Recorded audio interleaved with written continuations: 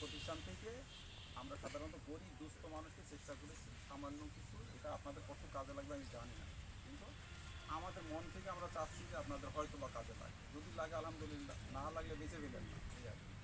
এখন আপনারা তো অনেক বেশি পাচ্ছেন, বিভিন্ন প্রতিষ্ঠান দিচ্ছে, অনেক কিছু বেঁচেও ফেলছে, এই জন্য খারাপ লাগে। তারপরে খারাপ লাগে কিছু করার নেই, মন খারাপ করেন না।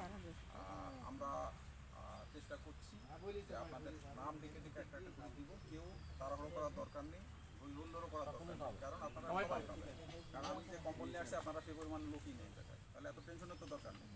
অতএব সবাই সুন্দরভাবে সুস্থভাবে নাম রাখবো, আর ওই যার ভাগে যেটা পড়ে সেটাই নিয়ে যে আমার বদলাই দেন, এই করেন ওই করেন, এটা করেন না, ঠিক আছে।